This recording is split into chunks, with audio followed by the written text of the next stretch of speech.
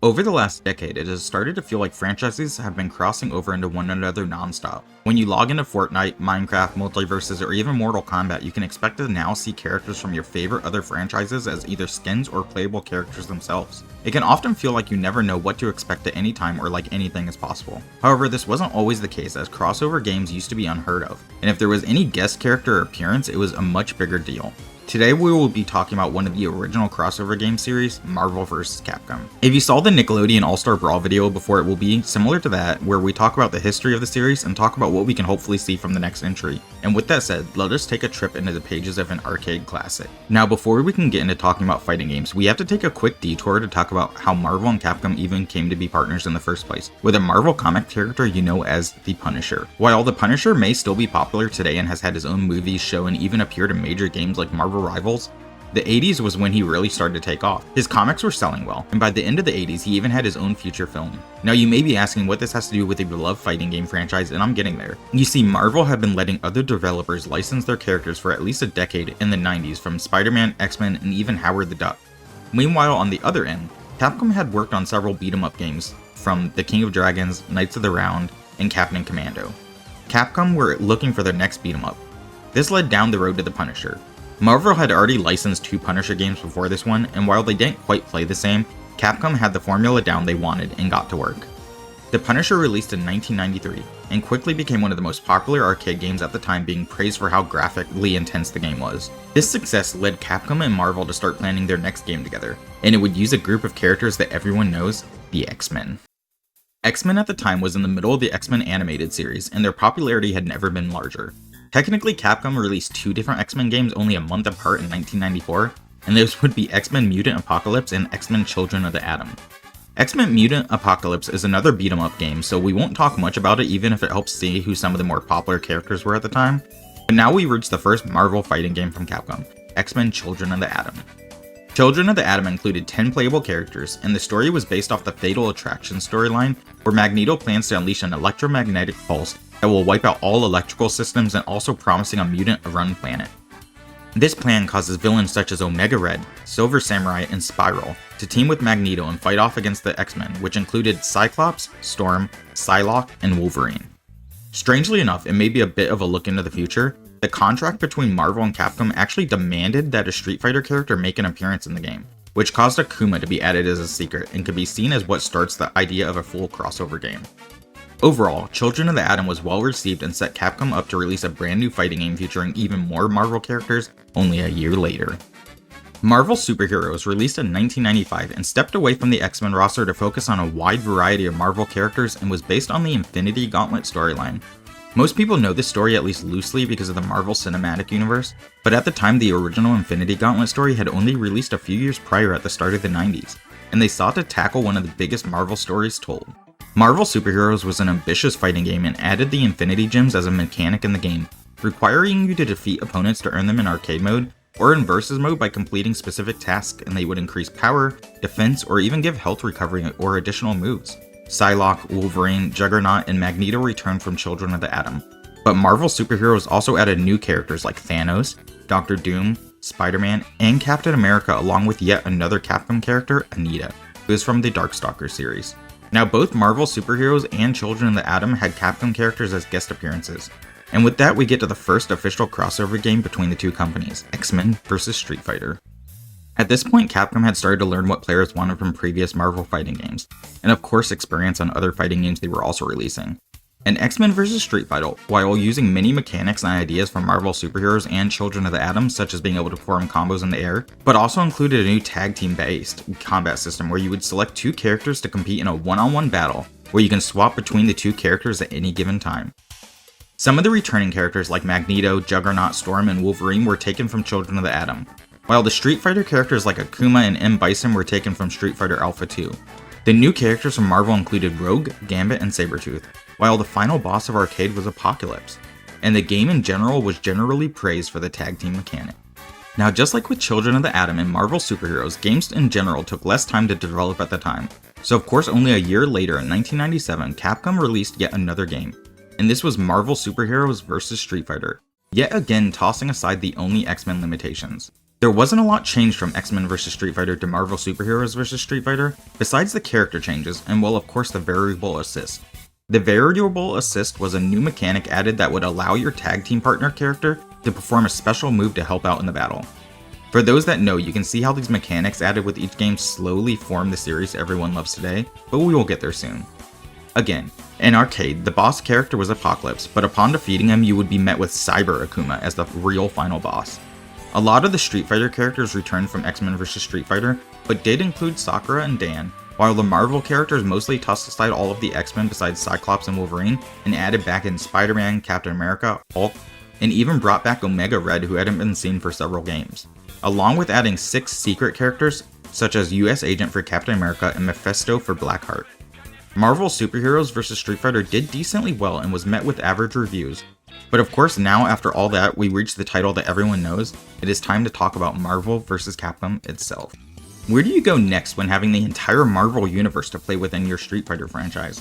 Well, the next logical step is to open up the door on the other side, and that brings us to Marvel vs. Capcom Clash of Superheroes, which released in 1998. The game was mostly the same, except instead of the variable assist mechanic, we were given a guest partner system which allowed guest characters from the Marvel and Capcom universes to be used a set number of times in each battle, and it introduced a new mechanic called the variable cross, which allowed you to use both characters to attack the opponent at once for a limited time. The main boss of the arcade mode was Onslaught, who recently played a major part in the Krakoa era of the comic books. Marvel vs. Capcom had less characters than its predecessor, but of course brought in many characters from across Capcom such as Mega Man, Morrigan, Strider, and even Captain Commando, while on the Marvel side they added in new characters such as Venom and War Machine.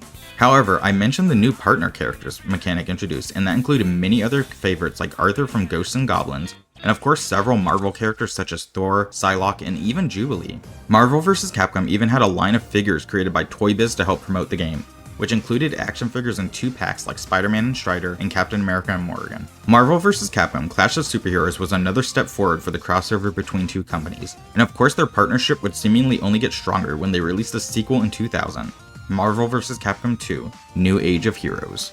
Now how do you yet again improve on a series that seemed to be trying to take things further with each entry? Well, Marvel vs. Capcom 2 started by adding to their tag team mechanic and allowing for you to add a third playable character to use at once. Marvel vs. Capcom 2 also reverted some changes from the first game and brought back the variable or assist gameplay, allowing your other chosen characters to use special attacks to aid during a fight. Now while Marvel vs. Capcom 1 had the partner system which allowed some characters to be non-playable but still in the game, it still only ended with actually 15 playable characters, which may surprise you to hear that Marvel vs. Capcom 2 made a huge leap forward with a total of 56 fighters. Many Marvel characters returned from the past such as Doctor Doom, Psylocke, Silver Samurai, but also included brand new ones like Marrow and Cable, while on the Capcom side we got brand new characters like Baby Bonnie Hood, Felicia, and even Jill Valentine. Marvel vs. Capcom 2 was critically acclaimed by the fighting game community, and is still considered one of the greatest fighting games of all time today. Unfortunately, even with the major success of Marvel vs. Capcom 2, Capcom did find it difficult to retain the license, and that would mean the series wouldn't be seen until 2011, over a decade later with the release of Marvel vs. Capcom 3, Fate of Two Worlds. After a decade of being absent, Capcom started developing a new Marvel vs. Capcom around 2008, roughly around the start of the Marvel Cinematic Universe, and due to the success of the films, aimed to make the game more simple for new fans that know the characters, but maybe not super into fighting games, while also trying to respect the players that built the franchise up that would be returning for the new entry. Marvel vs. Capcom 3 used 3-dimensional character models, and besides that mostly brought the same mechanics for Marvel vs. Capcom 2 back, by adding a new mechanic called the X Factor, allowing combos to be extended for a short amount of time while also increasing damage, speed, and health regeneration, kinda similar to the Infinity Gems in Marvel Superheroes. The villain was Galactus this time around, but of course let's talk about the roster. You can kind of see how character popularity changed over time by looking at the roster of each game, especially with the introduction of the Marvel Cinematic Universe. So of course we lost characters like Psylocke and Colossus, but gained characters like Iron Man and the Phoenix, and on the Capcom side got characters like Beautiful Joe, Dante, and Albert Wesker. Now of course at the time it felt like Capcom was releasing slightly updated versions of their games with more characters within 1 or 2 years after release, and Marvel vs. Capcom 3 was no exception. Ultimate Marvel vs. Capcom 3 game came out just a year after the original, but was originally planned to be DLC for Marvel vs. Capcom 3. But due to the 2011 earthquake and tsunami development got pushed back, and instead we got a brand new game being released. Ultimate Marvel vs. Capcom 3 released with 12 brand new characters being added to the new edition. Characters like Nova, Rocket Raccoon, and Ghost Rider jumped in on the Marvel side, while Frank West, Phoenix Wright, and Nemesis came over from the Capcom side. Ultimate Marvel vs. Capcom received praise for the expanded roster, and most believe it is the clearly superior version after Capcom addressed feedback to the X Factor system and aerial combat. Now again, you can see how successful this series has been for Marvel and Capcom, and now that they have the license again, they can start pumping them out here and there and keep bringing the best of both worlds together, right? Well, no. Yet again, it would be roughly 6 years before we saw the franchise again, and well, this more recent entry was met with both critical acclaim and a lot of negative criticism.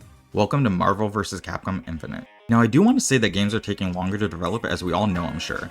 And while that did contribute here, there are other slight setbacks along the way. You see, Disney was looking to self-publish their own games, which is how we got games like Disney Infinity and Disney Universe among others. This also meant for a short time that all of the Marvel vs. Capcom games got delisted.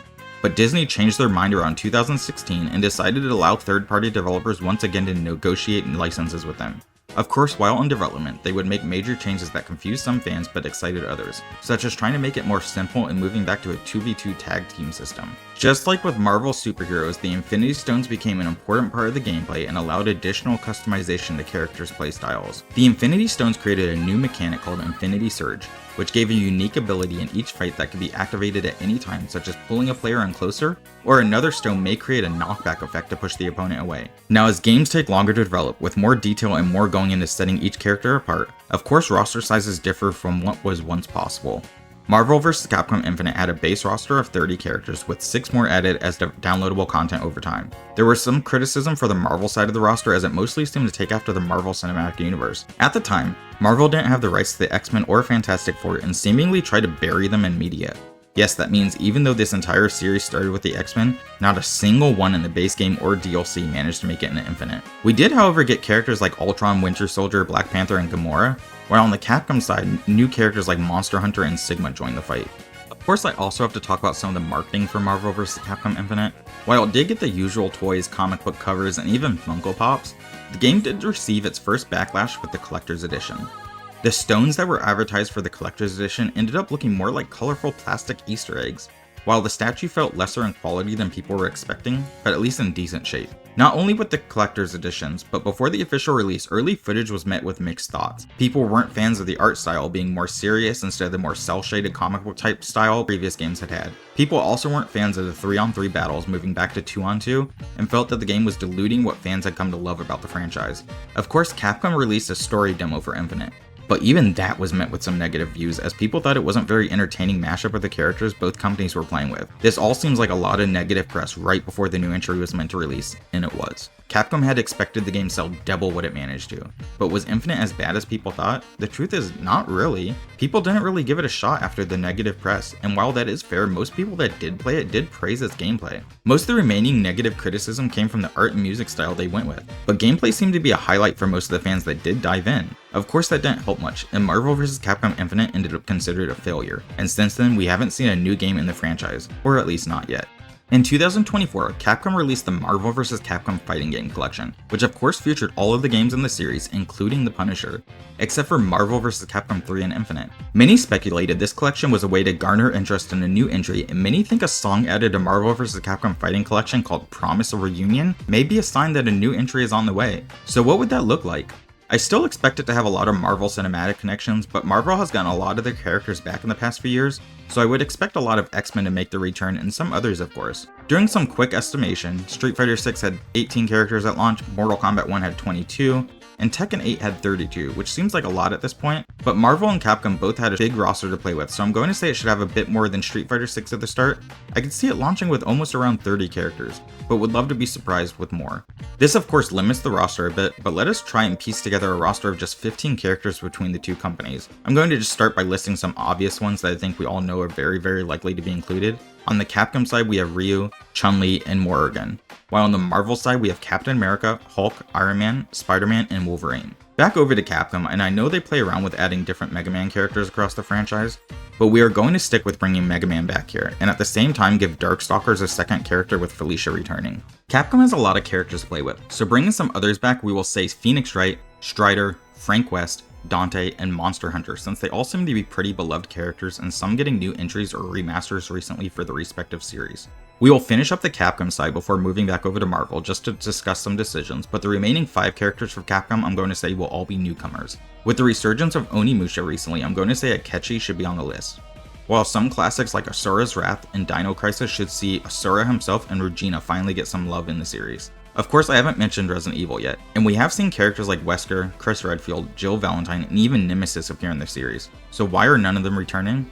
Well, I think it is time for Leon Kennedy to finally appear.